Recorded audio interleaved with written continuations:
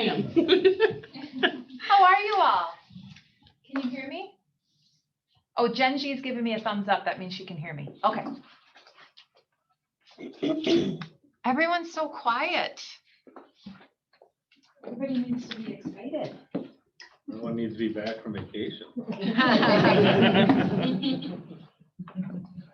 I do need to give a huge bucket fill and a huge shout out to our entire leadership team for stepping in, and between Meg and Lisa and Jared, I'm gonna forget people, and Lauren, Melissa, Maggie, Michelle.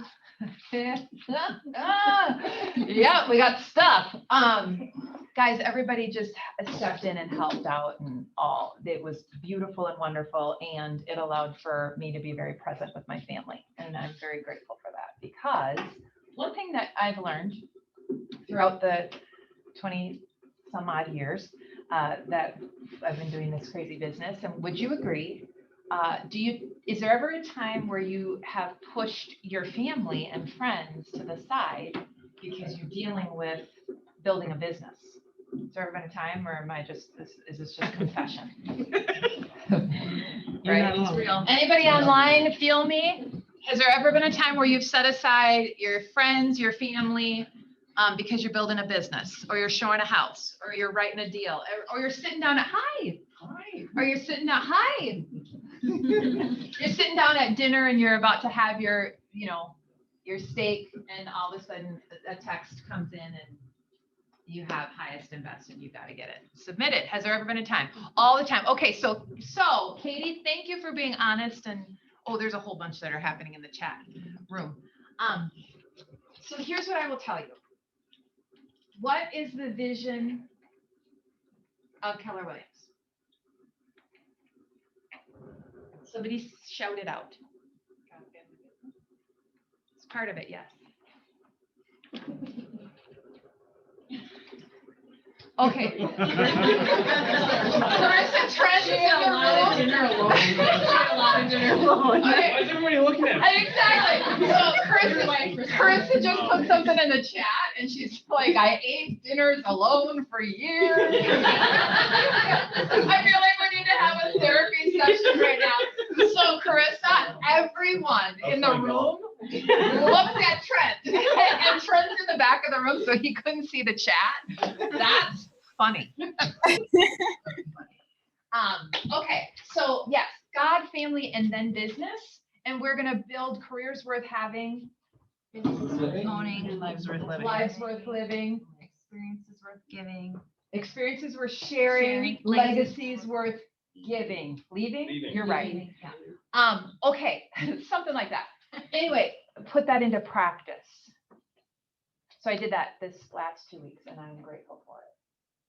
My kids are grateful for it, and Jimmy is super grateful for it, because he not threatened me, but he did. He was like, look, you are not working while we're gone. So I greatly appreciate everybody's help.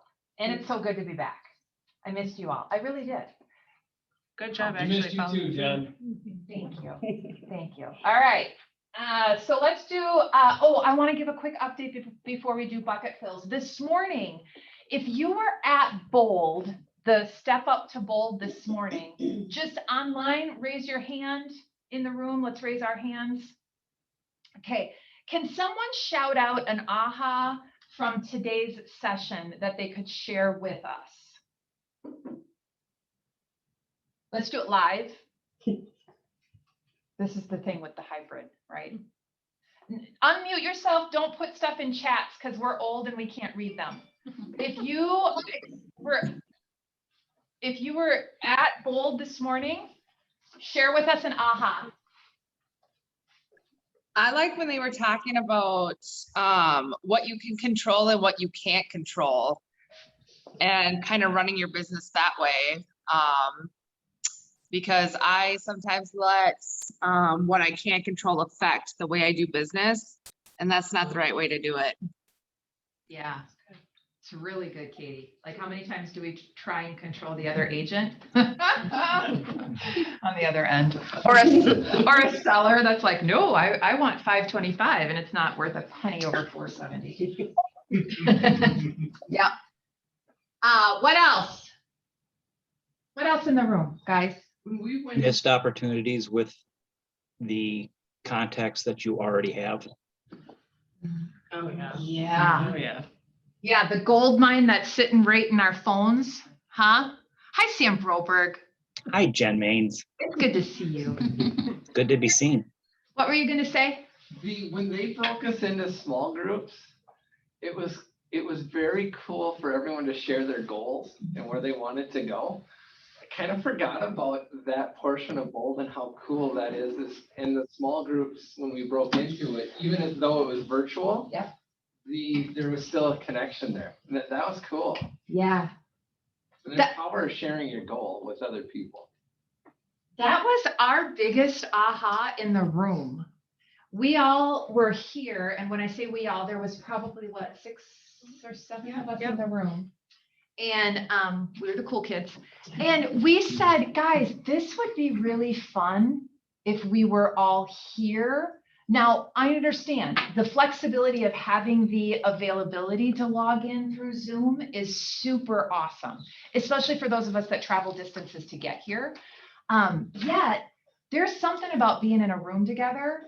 And so all of us said, you know what if each one of us just called one more person and said, do you want to join us? And we could do it in-house. And then we could have 2 teams in the room. And then it got fun because Cora, I don't know if you know, she's got a little her dad in her. A little competitiveness. She's like, then we can have a competition. I'm like, oh yeah, we can. Oh yeah, it was, and then Kathy was like, yes, and we can win. So here's what I would encourage. I would encourage all of you. Now, Vishay, guys, she was in the emergency room last night and she was diagnosed with COVID and she is sicker than a dog. And she still brought everything she could bring to today's event. And she brought a lot of, I mean, now knowing, I'm like, holy Hannah, she brought energy to the room. So I would really encourage you, beg, plead. I'm not beyond begging. Like I would literally come to your house and beg if we need to. Guys, sign up for Bold. I know everyone's like, it's online. I don't like it online. I don't either. And don't do it online then. Come into the office. 1 day a week, Wednesday from 9 to noon, 1 day a week. That's it. And then of course our activities and we're going to do stuff. And it's 1 day a week in an office. And it's all new material. So if It you take is. Bold Pivot or Bold 2.0 or Bold in person, this is all new material. And it's relevant to the market that we're moving into, not the market that we were in last year Yeah. or 2019. Yeah. Here's power in our groups. Don't get me wrong, Vishay is awesome. She's got great energy. She talks fast. Like you're not going to get bored. It's great material. We all know that. Yes, we will do scripts. Yes, we will have accountability. Yes, we had to send a text to somebody in the room while we were doing it. There's power though in our groups. That's the coolest thing. So any other things that I'm forgetting? Sue Evans is raising her hand. I have something to say. Okay.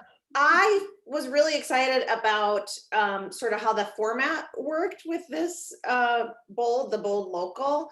I've done Bold in person and I did Bold, I think it was Pivot, the first one that was when everybody was home. And that was just like you were in a sea of people. It was hard to connect. I really thought like, anybody that's like, I'm not sure, I'm like super pumped to be able to do it on Zoom because the small group aspect. I mean, I just don't think you're going to miss out on like Bold Pivot was. It was just not the same. And this to me was like, oh, this was like Bold and I didn't have to leave. Yes. Oh. Yes. It's really cool because it does work for both people, both Yeah. types, you know, whatever you decide.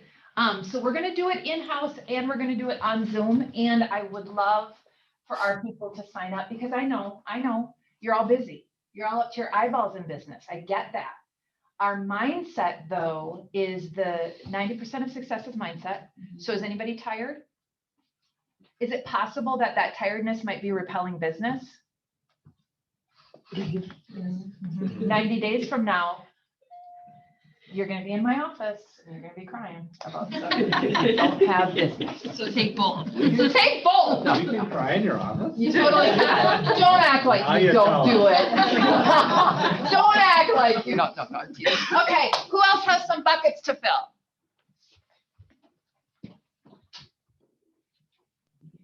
I want to give a shout out to Robert Stewart because I feel like I can just walk by his office anytime and be like, hey, I got a question. And he's always willing to help. So I just want to say thank you. Aw, thank you, Robert Stewart. I want to thank Mark. He's in the back. Sorry. Sue Evans, go ahead. Mark Steiger totally saved me and helped with a showing when my showing assistant was out of town, and I checked with like 12 other people. Like literally everyone was out of town last weekend, and he came in and saved the day for one showing, and it was awesome. So appreciated that. Nice. Thanks, Mark. Thanks, Mark. Who else? Gratitude's the highest form of energy.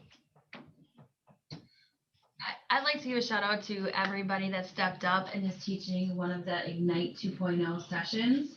We have had a lot of great feedback. We've been averaging 15 to 20 agents per session, and I'm getting just a lot of agents saying like, this is really what I needed. And you're bringing it, you're showing up, you're bringing your stories, your experiences, and there's just so much value in that. So thank you to everybody that's teaching Ignite session currently. I'm very grateful versus just one person teaching all the sessions. So Awesome. yeah. I want to thank Meg because I was trying to figure out how to do something and she told me and then I tried it and it didn't work and I don't want to bug her again. And then she came into the office or into our office and she showed me how to do it correctly. So I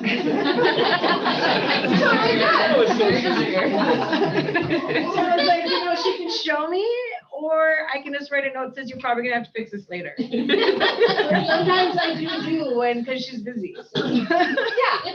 Yep. That's awesome. Nice. All right, guys, let's keep moving forward. Anybody else? Because I don't want to stop the train if we're on the happy train. We're good? Okay. Huge congratulations. Speaking of happy train, is John on? I don't know if he's on. Baby Sauber is coming. So we're gonna grow this market center no matter what it takes. So congratulations. I forgot John's wife's first name. Amanda. Amanda.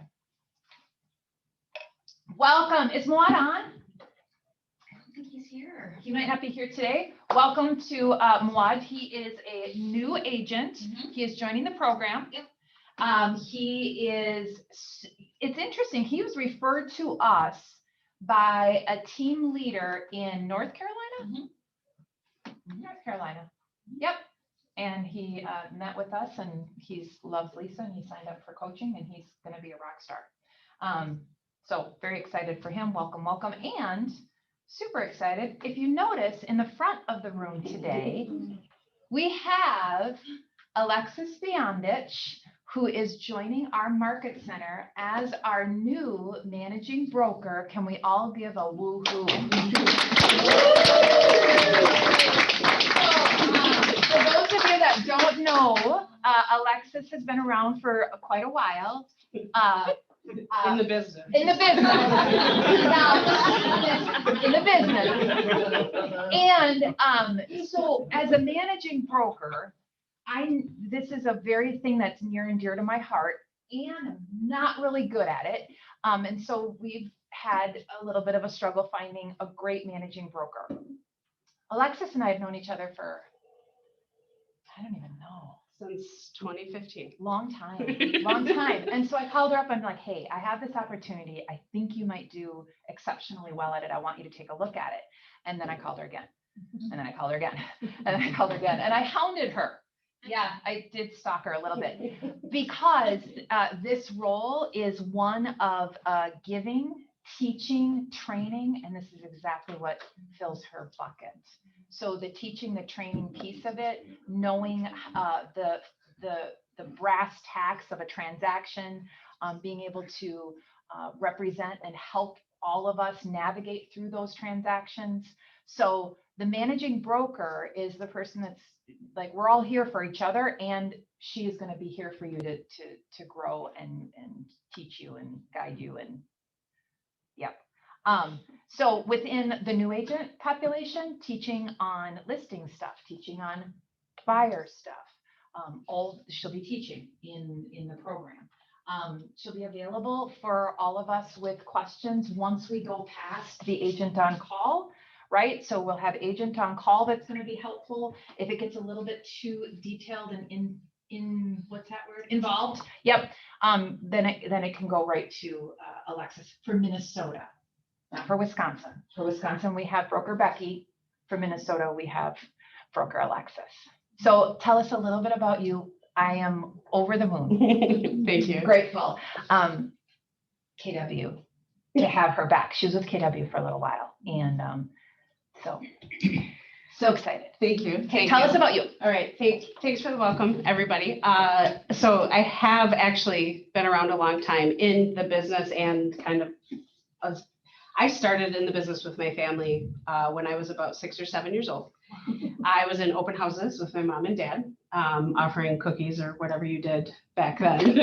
And I worked through junior high school, the whole thing, like in their office. So I almost my entire life have been in the business. I was licensed right out of high school. I jumped into the mortgage business for a little while, just to learn it and understand it a little bit better. Because I think it's really important that we're multifaceted and well-versed across our industry, not just in like a single specialization. And then my dad told me if I was going to, let's call it, take over the business, because I didn't really understand what that meant back, in my teens when I knew everything. I had to go get some relevant experience. So I worked in corporate for about 10 years. And then I was selling Haagen-Dazs franchises. I had access to Haagen-Dazs ice cream every single day at work. And yes, it was my lunch far too often. They were downsizing, and I found myself back into selling residential real estate full time. And this whole time that I'm talking about, when I was first licensed, for 17 years, I was with Coldwell Banker. And I did a lot of different things with that organization. I actually worked corporate Coldwell Banker in condos and lofts. I've taught real estate licensing. I designed continuing education courses. I oversaw the Distinctive Homes group for the South Metro area. I like to keep myself busy, so I've always done a lot of different things. And I like to train myself across the industry.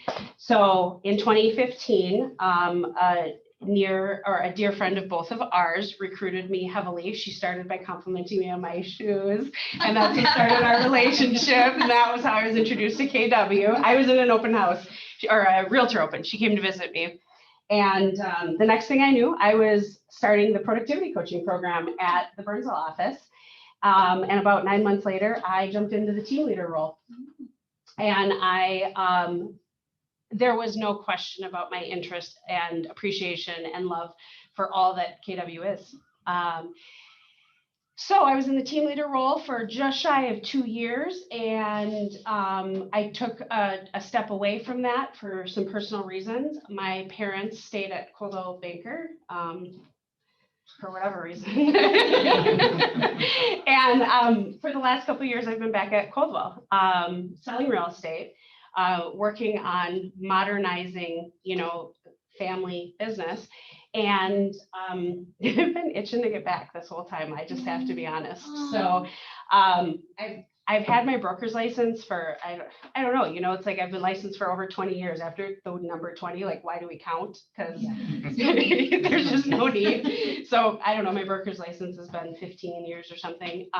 My passion is to teach, give back, coach, help. It truly does fill my bucket. I also coach high school dance team. So coaching, and I've done that since the 90s. So I truly love it. And so whether it's sport coaching or business coaching, life coaching, I kind of naturally do that. And on a personal level, I'm a mom. I have my little guy, he's 2.5, and I have dogs and all kinds of passions and hobbies and everything, but I just could not be more excited to be here and pour value into all of you. After, it's not like I've been doing the business for forever, but after 20 years, it kind of feels that way. And it gets to a point where it's like, what am I supposed to do with all this information? Transactions sometimes lose their luster. Clients are challenging, and you're like, seen one, seen them all. So I really look forward to helping, giving, answering, whatever I can do, teaching. So I'm really glad to be here. Yay, we're so lucky. So excited to have you. So the chat room, I know it's not a room, but the chat thingamabobber is blowing up because Allie Ingrid, Yeah. she was my coach. Yes, I was. She was in my program when I was doing productivity coaching. I saw her on there. Oh, and I was really? like, Yeah. "Hi." There she is. Welcome. Thank So you. excited. So officially, she's going to be moving in this week, and so let her get her feet wet a little bit, and then you can start asking her all the questions, all the things. So, excuse me. Thank you. Mhm. Thank you for finally saying yes. Neff. Hi, Tom. Come on up, Tom R. I have to follow that. I know. Were you a dance coach? All right. First of all, Abby is out sick today. She wanted me to tell you that I can't remember the class. It's going to be moved to August 12th. It was the branding class, I think. Mhm. So they're moving the date out, so there's still time to sign up for that. I want to talk about the barn dominiums, which we've been Yes. seeing some emails. I don't even know what one is, but they look really cool. Josh, wait, is this like a livestock thing, or is it like a man cave attached to a condo? Pole barn you live in. barn You house. just wanna live in a barn there. It's like an insulated pole barn. These are getting more common. Oh, Yeah. I want one. They're getting more common. I Very promise. common. Yeah. No, they're pretty cool. So we're mullets. So you say so we're mullets. Yeah. Haven't seen one yet, but there's some questions on whether, what kind of financing you get on this kind of property, which I'm quite sure we could not finance right now, at least in the current state. But it made me think about, maybe we should just talk quickly about what properties are eligible, what ones aren't, what ones you're going to need to find a different lender to do. So when I'm talking about this, I'm talking about just like Fannie Mae, Freddie Mac loans. There's always a way to get a loan for every type of property. You just need to dig far enough and find the right lender. So I'm just going to hit a couple of the highlights. In general, the property needs to be residential in nature. That's the first litmus test. If it doesn't feel like it's residential, you're probably going to need some different kind of financing. Can I skip through that one? Safe sound, yeah. Highest and best use for the property. This would be like maybe a over and under duplex on Grand Avenue that could call it residential, but they're really used to sell stuff out of it. That's going to be a really tough sale. You got to look at, is it mostly commercial, mostly residential on that kind of property? If it was a little bit further out and somebody's just selling some stuff out of the main floor, that might work, but. Going back to barn dominiums, is the problem the delineation between regular residential and manufactured? Yeah, what is the Is that problem? the Like, what's the holdup? For financing. As far as a barndominium, Yeah. What would make it not eligible for standard financing? a few different things. Likely it's going to be zoned agricultural, which is that's a showstopper right there. So you probably go to Ag Star or Yep. someone of that nature. You got to be able to comp it out, Yep. which is going to be nearly impossible at By this some point until we start perspective. seeing some more of these. And it's got to be pretty much marketable to the general public, not just something one out of 1,000 people might want. So if something like that becomes more familiar, there's a bigger pool for it, you'll probably see that Thank you. trend. Yeah. We are truly having a Wisconsin conversation. Here we go. Thank you. Here we go. That's a bar of it. Yeah. Okay. let's see where it was. Served by utilities. Another property that's gonna be tough is like a lake home on an island. Possible, but you'd need to have lake homes on islands in the area. Well, it's only an island for a few months. You drive there most of the year. Oh, is this like a real thing? Are we talking about a real one? That's debatable. Oh, okay. I didn't It's only know. an I island wasn't from like May to September. Freezes over and then you can drive over. it. Oh, okay. Hello, people. Yeah, there's one in Minnesota. There's one in every room. So buy it in the winter time and then you're. Yeah, fine. yeah, you're good. It's not an island. don't worry. Needs to be suitable for year-round use. You can't have a lake home without running water. You need to be able to live there in the winter. Okay. That's about it. I think I got one more slide. Yeah. These are ineligible properties. We kind of covered it. I mean, the main, boarding houses, bed and breakfast, those are more commercial type properties. Residential, condo hotels, we don't really have those here in Florida. They're all over the place. And that's like condominiums where, what's that? We have a couple. There's a There's few around yeah, here. yeah, Yeah. Edina in downtown Minneapolis. Yeah, there's like on France and 494. Yeah, yeah. There's one there. Those are really tough to finance, especially if they're used mostly for the condo purpose where people are shuffling in and out all the time. They're doable, but a little more difficult. That's about it.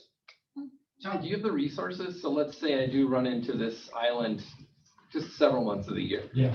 And the property, so you and I talked, do you have people though that will look at those? I mean, you know where to send us? As far as that specific situation, Just on any of these on the list, I was just seeing, can you guys still be a resource? I would know where to start.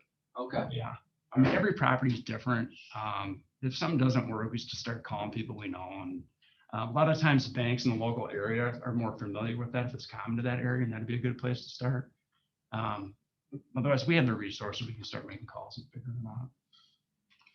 I have a question on something that came up in discussion last week is any property with tillable land on it, even if it's the smallest portion, you guys can't finance, is that right? Correct. That's so crazy. So Well, a I should 10-acre parcel with a corner of it tillable, If it's, you'd have to, what's the zoning? I guess it would probably be zoned ag probably. If it's zoned ag, no. If it's a mixed, You probably deal with that more than I would. 10 acres or more is, you could zone it ag, then your taxes go down, which is nice. But then you can't. But then you can't finance it because it's zoned ag. if it's mixed zoning, we can. If it's a small portion that's tillable, it's okay. If it's currently being tilled and producing income, then we cannot do it. Interesting. Yeah, because the guy I was talking to said that he was in the middle of a he was already under contract, everything. Yeah. And they had to push the closing way out because they had to go to the city, subdivide it to break apart so he had to buy 2 parcels.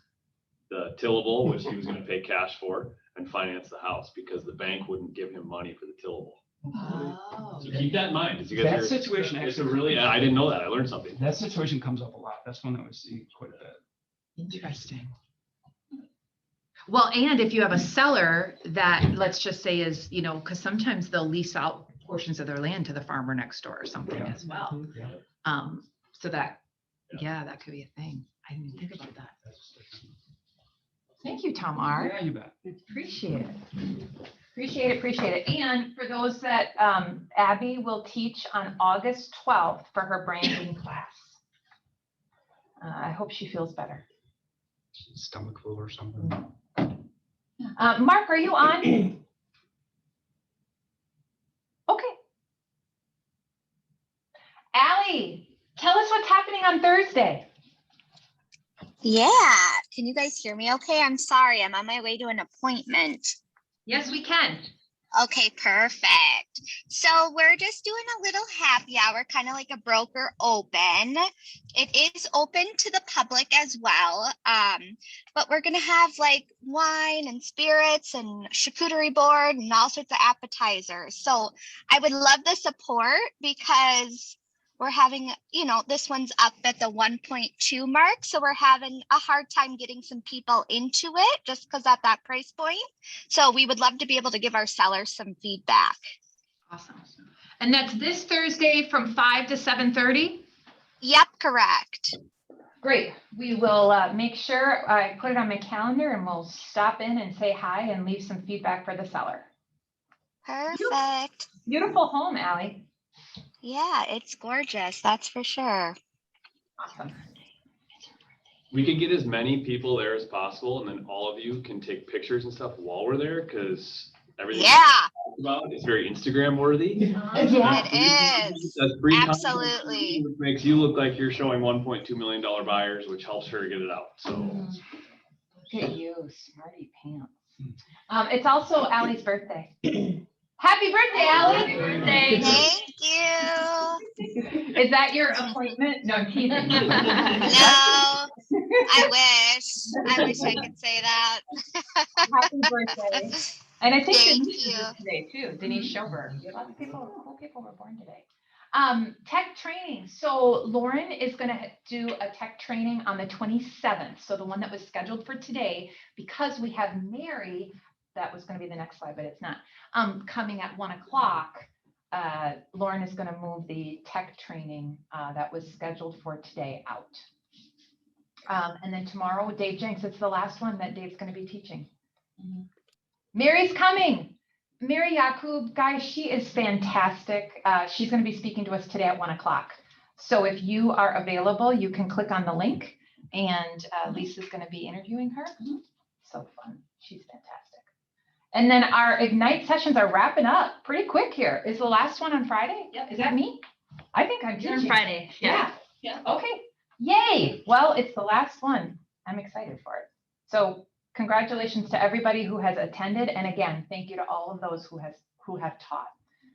We really appreciate it. Mega Camp is coming, and we are doing an in-person metro-wide Mega Camp, so that you can have that community feel and talk with and mastermind with and connect with agents throughout the metro area.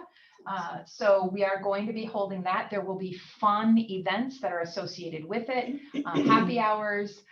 There will be a vendor fair, just like we do at Mega Camp. So yeah, so make sure that you see Melissa for that. You can either register for the online version or you can register for the in-person version. Wisconsin Broker Moment. So Broker Becky asked if Lisa could speak on her behalf. I'm not a broker. I have a salesperson license, but she wanted me to share this with you because she's been getting a lot of questions from agents that are licensed in Wisconsin in terms of what to do if you submit an offer and you don't hear back from the other agent, or you just, there's no communication. So the question is a listing agent required to provide a buyer's agent or a buyer upon their request with a copy of the rejected offer showing it was rejected by the seller? So what do you think? In Wisconsin? Is a listing agent required to provide proof that it was rejected? Yes, they are. There's a place on the form you can initial. So, yep. Yep. So it says that the listing agent cannot compel the seller to document their rejection. However, an agent is required to provide written statement indicating when an offer was presented if requested by the buyer or the agent working with the buyer. So she said, what is a written statement? It can be something as simple as an email letting the buyer's agent know that the sellers made their decision, and then keep that email's documentation in your file. So I know it's happening a lot. You submit an offer, you don't hear back for a couple of days, and then you're like, did our offer get accepted? What's going on? And they just say it was rejected, and the buyer's agent wants proof.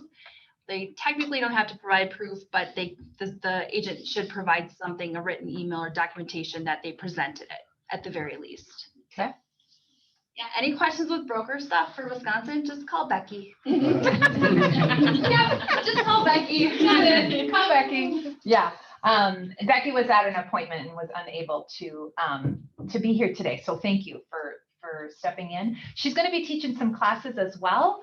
And she and I are meeting on Thursday to discuss what classes we're going to put on the calendar. So please email me if you have any Wisconsin classes you would like to see being taught. All right. covered everything.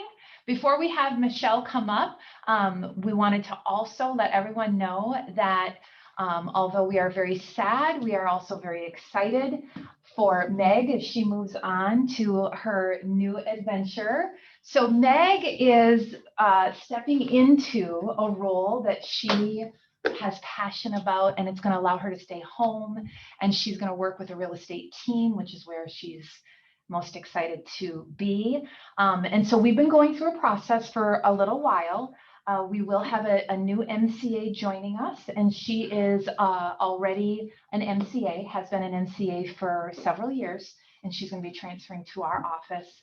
And then Meg will be transitioning into her role as Director of Ops of the new team. And so we are exceptionally grateful and sad and yet excited. At Keller Williams, what we do is just grow them up, and then they get to choose opportunities. And so so I wanted to make sure that everybody knew Friday she'll be with us to transmit, and then she's going to step into her new role, and we will welcome Beth Hungebill, who was the NCA in Hudson and the team leader there. Brandy and I met together, and we talked it through. Jared talked it through with Caleb. It's a really good thing for everyone that's involved, and change is always just change. But what are the things that we can always expect in life? Change. It's always a good thing. So we adore you. We congratulate you. And that's enough of that.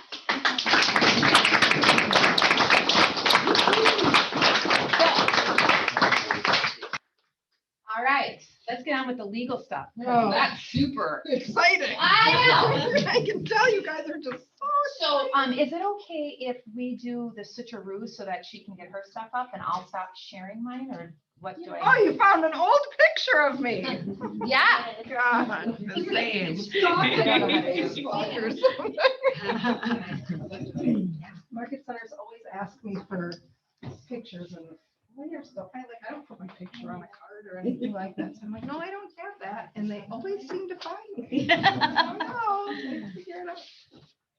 Well, I'm super excited that you're going to be here. We're going to work real close together. I look forward to it. I look forward to it. It'll be, and I have known your parents forever. Forever. Yeah, because my in-laws are Royal and Joan Smith. Oh, no way. Yes, Oh my who are with gosh. Coldwell Banker Yes. Forever and ever. And my husband Scott has been, in the business since he was 2. Oh my gosh, that's so cool. So, yeah, so I've known you for a long time.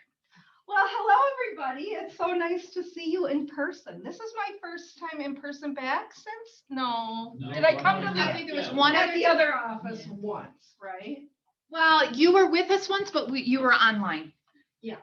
But I don't think in person. In person's I feel like I've seen you around. Yeah. Didn't you tour Well, us? no, I've been here, but I haven't done like a team meeting or a class or anything in person in almost 2 years.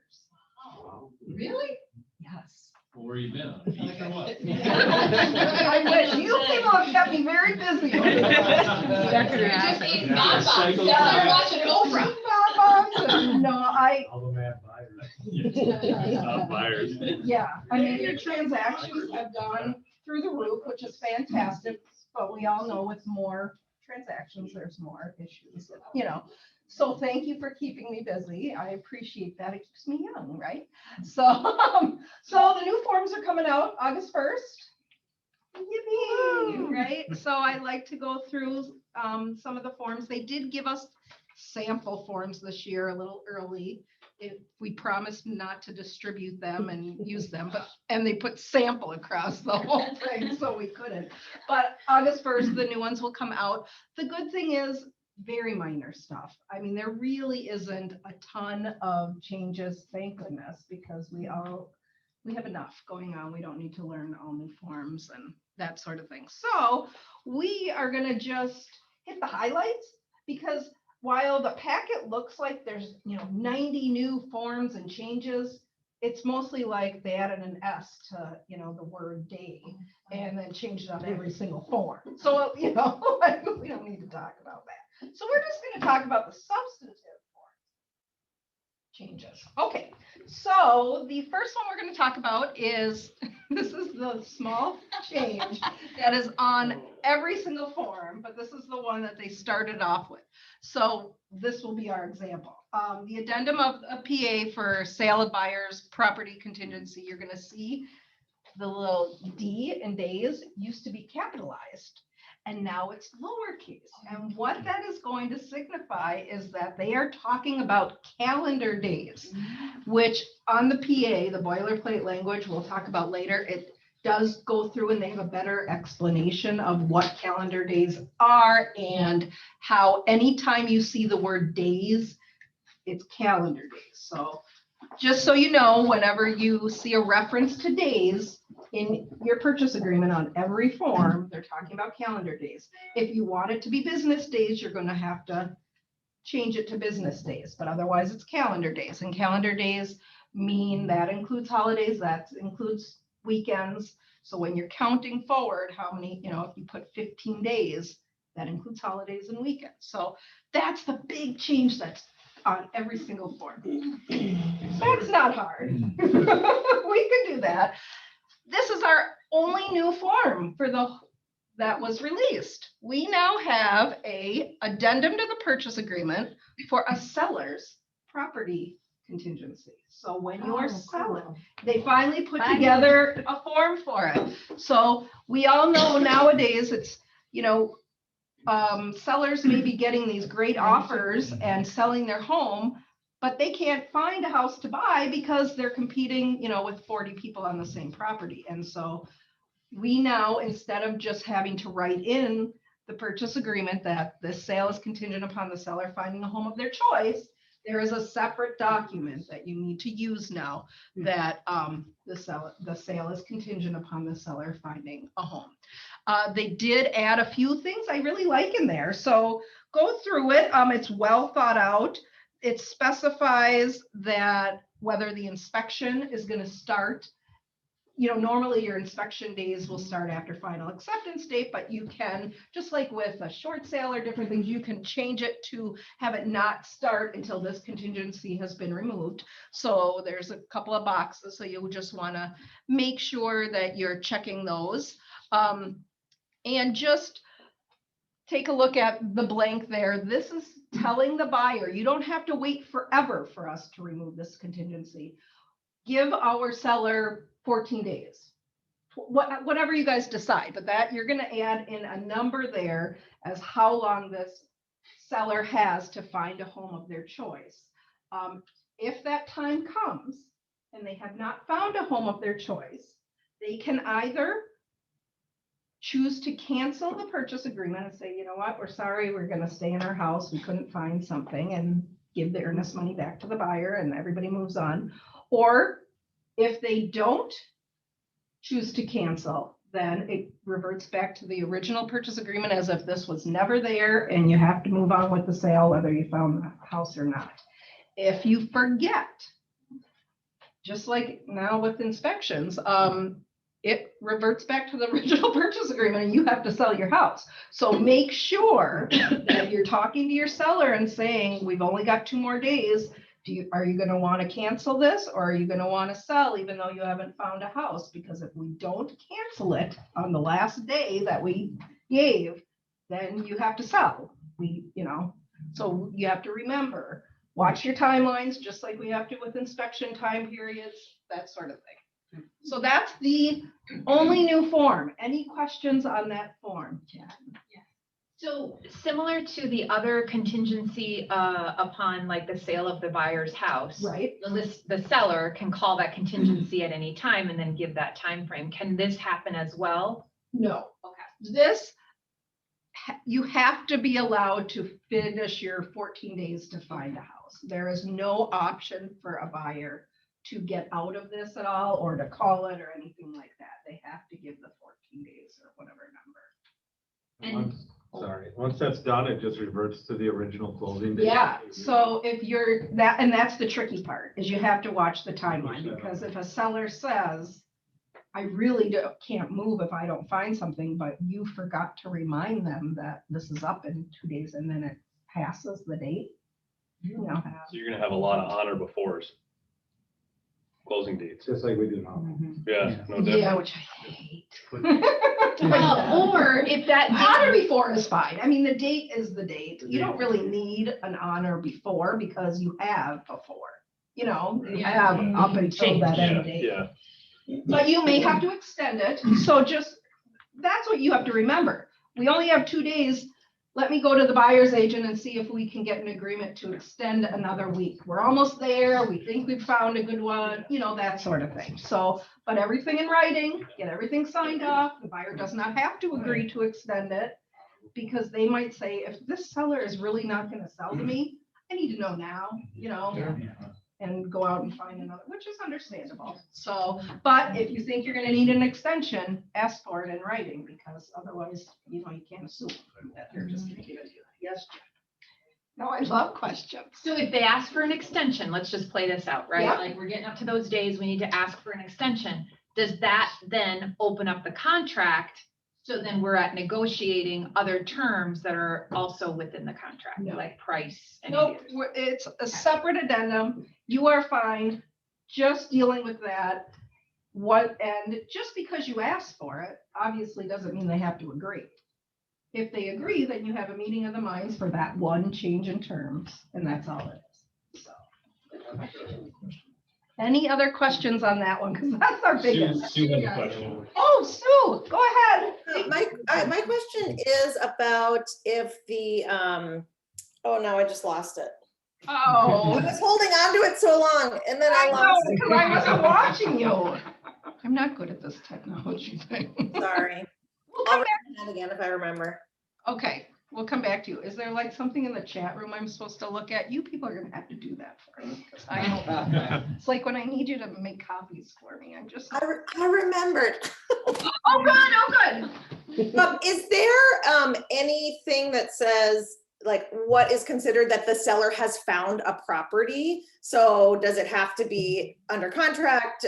Does it have to be, you know, inspection contingency removed? There's nothing like that. I mean, it's just subjective to if they're going, okay, we're good now. Well, the seller, no, the seller can choose to remove it and say, I found a property. The buyer doesn't really matter to the buyer if they did or not. They are removing that contingency just by, I like everything in writing. Now, if you are going to cancel it, you do have to give that written notice, and that's on line 8. So if the seller does not find something, you can't just call up the agent and say, we want to cancel because we didn't find anything. You have to give written notice that you're going to be canceling because you couldn't find a property in time.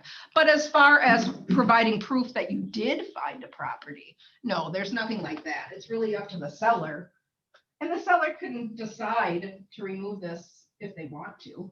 They don't have to make it contingent upon them finding something. It's not like financing with a buyer who may need it in order to qualify for a loan. This is strictly up to the seller's, you know, preference that they'd like to, but they could decide, you know what, we're just going to rent for a while and we'll go through with the sale because we can get a really good price in this crazy market and we'll find something later, and they can change their mind at any time. So this is really just for the benefit of the seller, and if they decide they don't want it anymore, they can cancel it. Can I ask something? So go off of what Jen was asking about, like opening up negotiations. So like in real practice, I would assume that if a seller asked for 30 days and they didn't find a house and they are asking for another 15,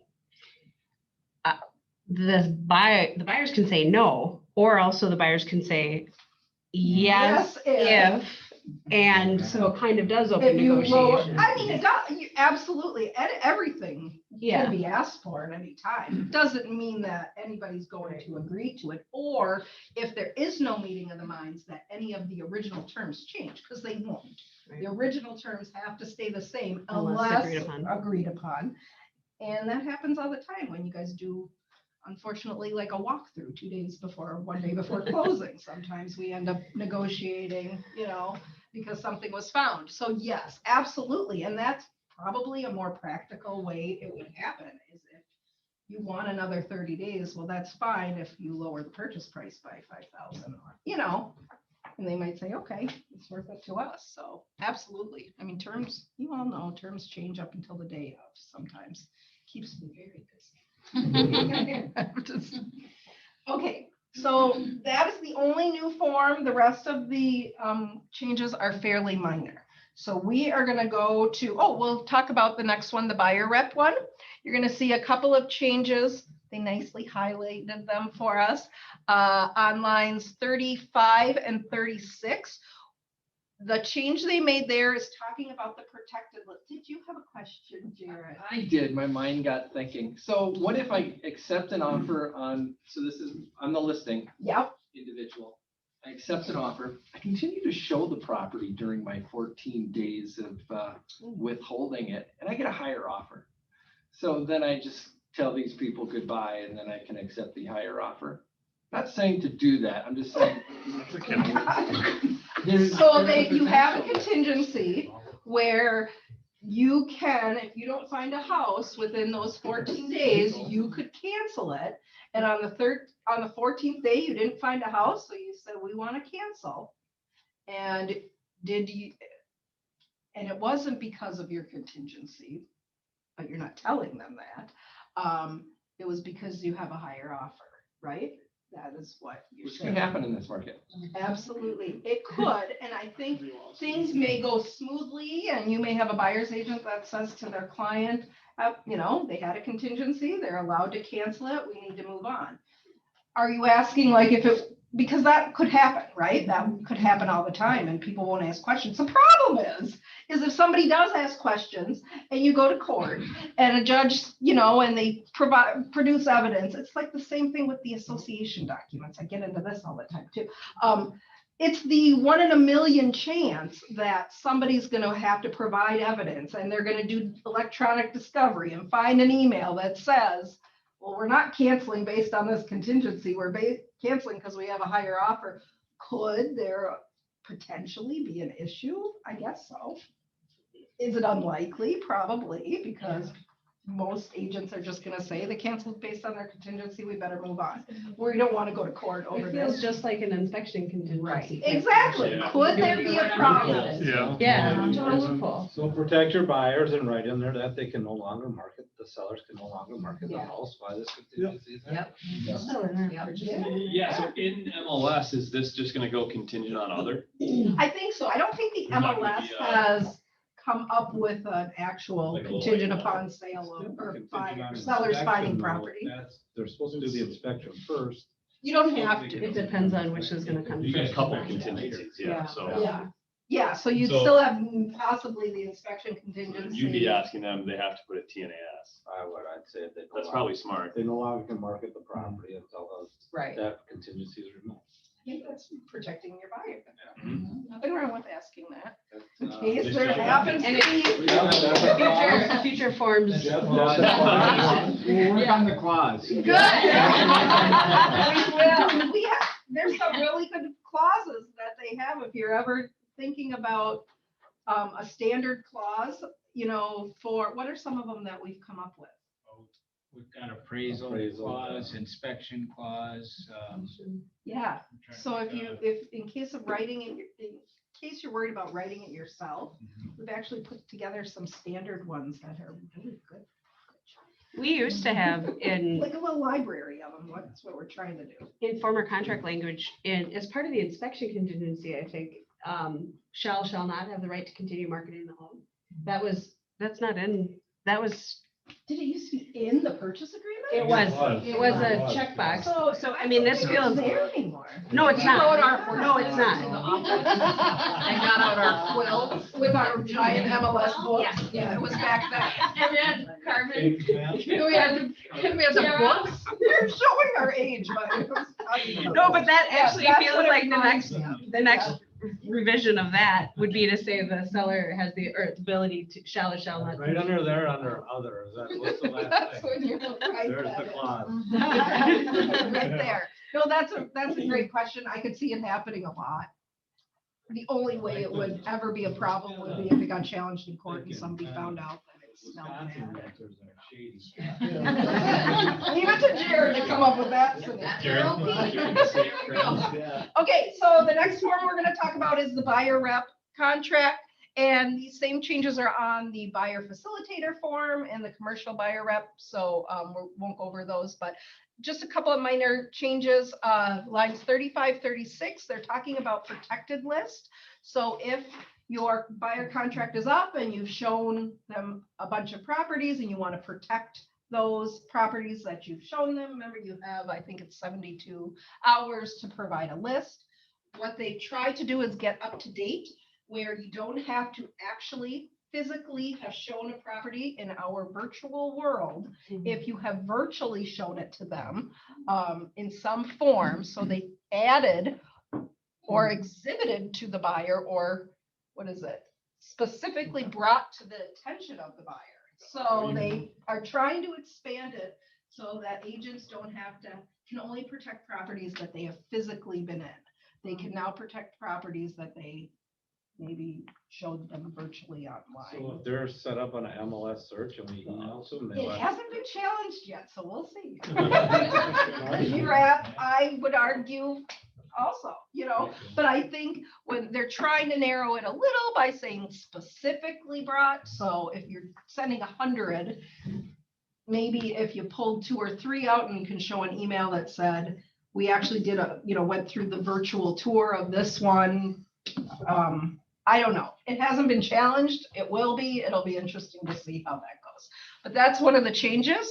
The other change, lines 38 through 42, what that is talking about is compensation disclosure. We all know we have a buyer's compensation disclosure that we have to, in Minnesota, tell a buyer how much we are getting paid from another source, because as part of the contract, we've said, you owe me 3% to be your agent unless I receive that from someone else, meaning the listing company or the seller. So that is why we have this compensation disclosure, because it tells them how much less they actually owe us because we're receiving it from someone else.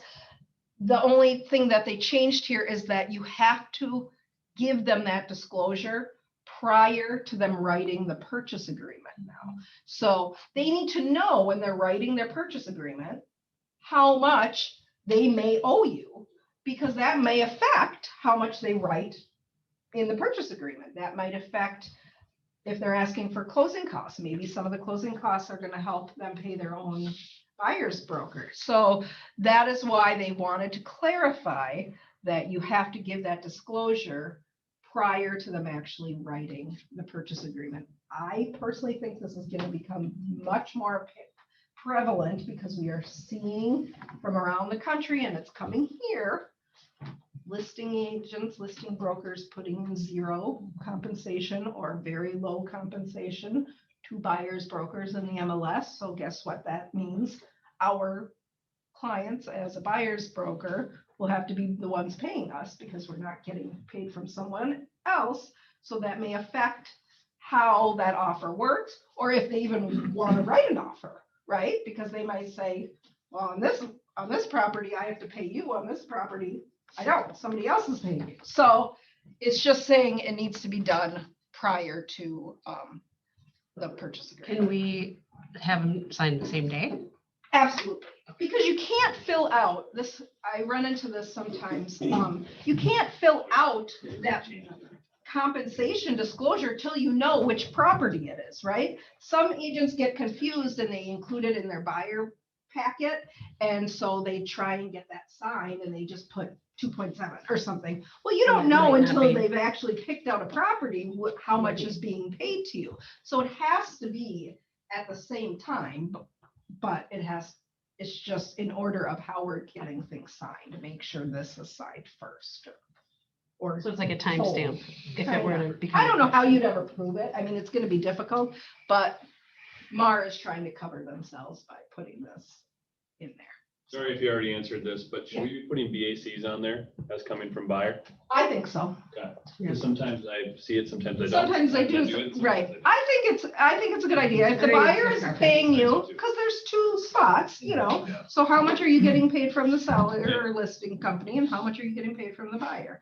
I think it's a good idea just to include everything. You know me, everything in writing. More disclosure, the better. Just put it on there. It's not gonna hurt you. Well, Michelle, for our purposes, we can have it just signed at the same time as the purchase agreement. When we do authentic sign, it can just be part of what we are already doing. Yes. Okay.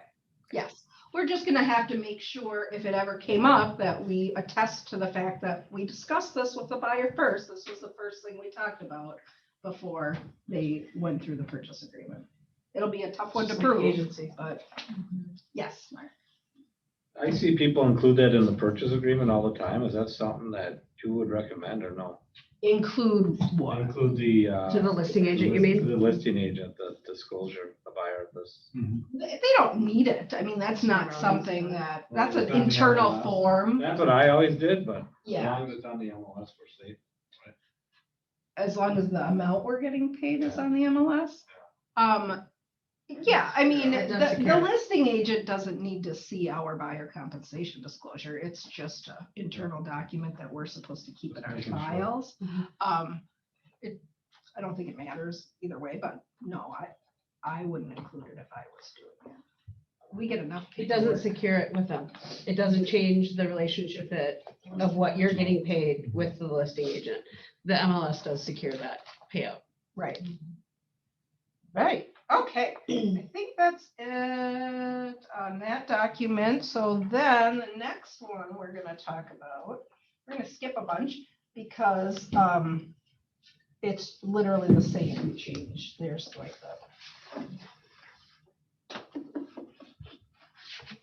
there it is, cancellation. We're gonna talk about the cancellation of purchase agreement. They just added some clarifying language, lines 17 and 18. Explaining to a buyer and seller, just so you know, if you sign this, that's it. You have no further rights or obligations under the purchase agreement. Once a cancellation is signed, it is done. For an example, I get a question often.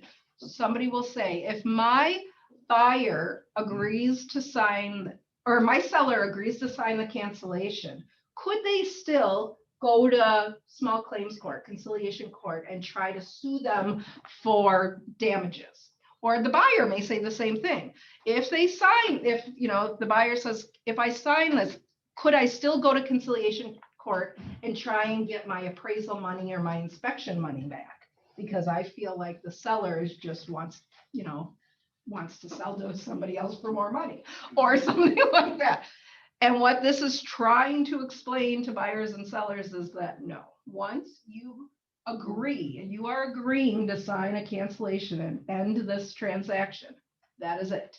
Whatever you agree to, whether it's just the earnest money or maybe you agree to more money right on the cancellation, that's happened too. But whatever's agreed to on the cancellation, once it is signed, that's it. You're not going to be able to. Most likely, if you brought this to a court, the court is going to say, hey, you made an agreement, you're done. We're not going to award anything additionally. So they just are trying to make that more clear, which I like. So that's it on that one. I'm telling you, they're kind of little stuff. The next one we're going to talk about is the location map. For the well. Maybe we can find it. Here it is. This is the big change. It used to just say location map. They added disclosure statement in front of the words location map.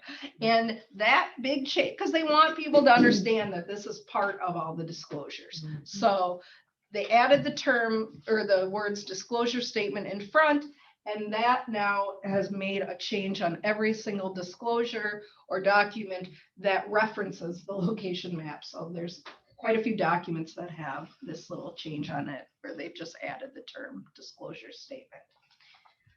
That really wasn't a big change, but you'll see that on a lot of other documents. And then we're going to go to this one, the actual disclosure. So there were a couple of interesting changes I thought here. Let's see.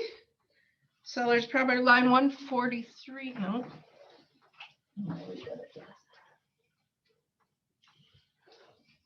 There we go. 143 and 144. They're clarifying what you mean when you say it's in working order. It means all components of the item is in working order.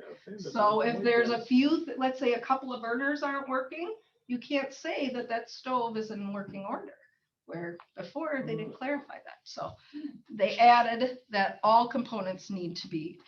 And then they added invisible fencing. So you need to tell people if it's in working order or not. So I thought that was pretty good. That was kind of an interesting one. The only other thing that I thought, oh no, maybe that's on the purchase agreement. They added as a fixture place sets. That's on the purchase agreement. Okay, so that's the last one there. And then we're gonna go all the way. I'm telling you, all these other forms you're gonna see me go through are just the same things we've already said. It's just referenced in another form. This was just they had to update the statute number. Nothing changed on there, so don't worry about that. I'm gonna go back to slide 78. There we go. The purchase agreement. There are a few changes to the purchase agreement, nothing much. There we are. They added play sets to fixtures. So now we don't have to have the argument on whether or not somebody is supposed to leave the play set. And if you don't want to leave it, you better exclude it, right? Because if you don't write it in now, it is definitely included in the sale. So that's the big change there. Oh, mortgage financing. It's hard to see. They kind of cut things out, but the change on mortgage financing is that if there is a grant program or some sort of loan assistance program, they clarified whether it was contingent up, the offer is contingent upon approval of that grant program or loan assistance program. So you may have a regular loan that is contingent upon, but you may also have an additional grant program or loan assistance program. And even if you didn't get that smaller, grant, maybe you still would have been forced to go through with the sale. Now you're allowed to state whether this entire offer is contingent upon also getting that grant assistance or loan assistance. So that was a change that they put in under the financing. Then they clarified, let's see. I'm really good at this. Lines 333, here we go, calendar days. We talked a little bit about this already, that when they changed the capital D in days to lowercase d in days, what they are referring to is calendar days. So they wanted to explain to everybody exactly what calendar days mean. Means, Saturdays, Sundays, and federal holidays. So anytime you see the term days, it means calendar days. It's on almost every document. So every document was changed because of that. Holidays and counted that. Yeah. Was it like because it was capitalized? It didn't mean. I don't know why. Someone must have thought it. Somebody must have thought it. Someone's trying to work. Can you imagine sitting in that forms committee meeting? No. Probably Laura. I've done it before. You don't want to do that. 2 hours later. Don't do that to yourself. You're far too busy. They did try to clarify when you need to sign the lines under dual agency and when you don't, because some people get confused. So it's saying if you mark dual agency does not apply, do not complete these lines. If you mark that it does apply, then you're supposed to sign below. So for people who are confused, so they are trying to clarify by adding in a little bit at the end, stating when to complete. There's actually like autofill. That's what it is. That's what happens. So if you don't catch it, You don't, then, yeah. yeah. That's every time. It's like, Yeah, so that's one small change. And then the last change on the purchase agreement is, let's see, 480. Here, they just added the new form. So for the seller's contingency to find a property of their choice. And they added an other where you can write in your own addendum that you've created. So they did add in another. That's it. That's really all of the changes this year in the documents. There's some number changes and things that, just to kind of keep up with these changes. But that's it. So it really shouldn't be bad. The only other thing I want to draw your attention to is that back in March, I don't know if a lot of you recall that the Forms Committee came out with a new version. It was like an emergency where they had to change the buyer move-in agreement and like the seller rent back because the city of St. Paul had passed a new ordinance where landlords could only evict with just cause. So they had to add that into, because they wanted to make sure we were all protected. Well, that new ordinance is now it's suspended for now. There was a court challenge, it didn't win. It looks like that may be pulled back, that the city is not able to do what they wanted to do. And so looks like we may be changing that, but right now it's still in the form, but that form most likely is going to change. Those forms that reference that St. Paul ordinance are probably going to have to change soon. So that's the only other thing. As far as commercial forms, it's the same changes. So if there was the stuff about the buyer rep where you needed to give for your protected list, that's in the commercial form. Everything that was here is on the commercial forms, but I know our commercial agents very rarely use these forms. But if they do, there's just the same changes on there. Yes. So rent back,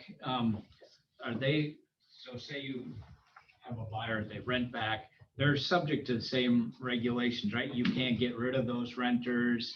I've had 2 instances come up where they asked for a rent back and we said, we're not doing it because we probably couldn't get rid of you, right? I mean, Well, yeah. I mean, right now with the eviction moratoriums and things going on with COVID, it was tricky because, what if they just wouldn't leave and the sale never happened, or the sale did happen, or we're ready to move in and we had only given you 2 weeks and now it's 3 months and we're not allowed to evict you. Yeah, so you have to follow the same rules. So you have to be very, very careful. Don't agree to those kind of things lightly. It sounds easy, but don't agree to them lightly. so on FERPTA, a client asked me this and I told him, I think this is our only due diligence really is checking that seller disclosure, right? Yeah, FERPTA is very hard. I get those questions a lot and we have to refer questions to a tax professional because it is a complicated issue. I mean, what would they do? I mean, because technically you're relying on seller disclosure and they're saying they're not.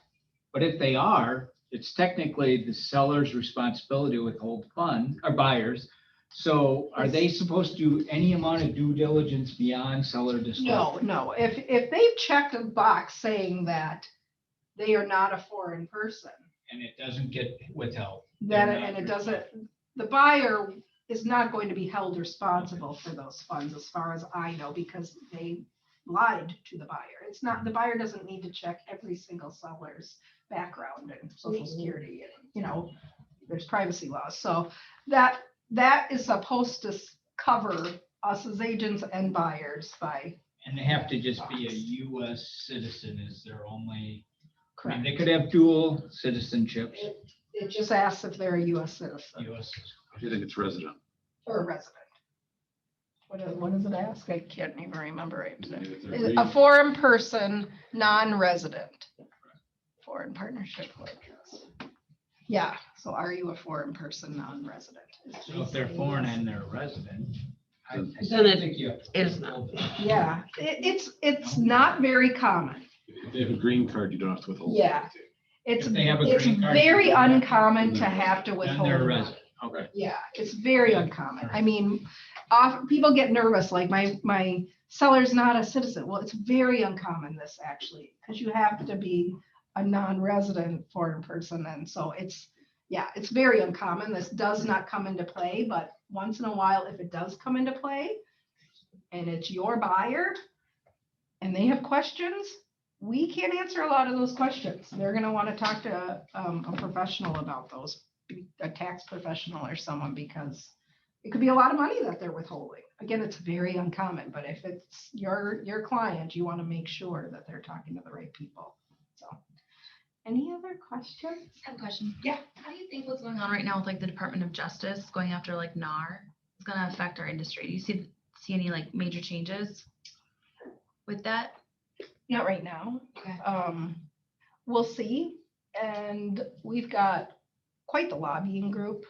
So I think you guys land on top often. So, I saw somewhere that they dropped that. Is that yeah, still and there was a lot of talk about, people were nervous with this administration, and are we gonna start getting tougher again on RESPA stuff? And it doesn't look like it. Honestly, I don't have a crystal ball, but I think that's the least of our worries. Yeah. Really, I mean, let's just get through this crazy market and, having 20 offers on a property. Although I'm starting to see that slow a little. I don't know. Are you guys? Because I'm not in it all the time, but I'm getting less calls about it. So that's what I'm assuming means it's slowing down a little. So, yeah. One weird observation I made, this is kind of off topic from what you're talking about, but it ties into the market that you were just discussing. I think that there are now like what I'm calling B-level buyers out there where they wait for the house to get on market for like 4 or 5 days. Then they go and see it, because we put on a listing for 325 2 weeks ago and had like 14 showings in the first weekend. And then a second wave of them hit. I had no offers. We went on Thursday, Friday, Saturday, Sunday, no offers. Monday morning, I got 4 offers. Yeah, so I wonder At what price? At what price compared to list price? Full price, but not over. But not over. No. Maybe they're no. the people who don't want to get in. I had a few of those buyers. So it's they're there. They're like, it's been So, 4 days. In fact, Chris, if she's still on here, maybe she's not on here. She was like, "Are you panicking because it's been through the weekend?" I'm like, "I'm not panicking, but it's just kind of weird." And then all of a sudden 4 came in. So my advice is don't panic. Don't panic. Don't panic. There are buyers who don't There want are to get still- into that. Yes, just bidding because it's war. on the market for 4 days doesn't mean it's not going to sell. You still could go into multiple offers. Yeah. I think there are B buyers out there. And you can go into multiple offers even after a price reduction, and price reductions Totally. are happening. Totally. I'm actually getting them in my emails, and I was like, yes. We have them back. Oh, those are back. Thank you, everybody, it was so good to be in person again. I just love seeing Thank you you, all. thank you, thank you. Great information. I know we're over, and I appreciate your time, and that's on me because this was really, really good information. Thank you, Michelle, for coming. I in. don't know. We have lunch. So lunch is in the back. A huge thank you to Mr. Robert Stewart, and please make sure that you put your KW Cares donations in the jar next to it. Go eat and enjoy, network, sell some properties. Those of us online, I appreciate seeing all of you. It's been so good to talk with you. Have a great afternoon. And Mary's starting in 12 minutes. Mary's starting in 12 minutes. So grab your food and come back.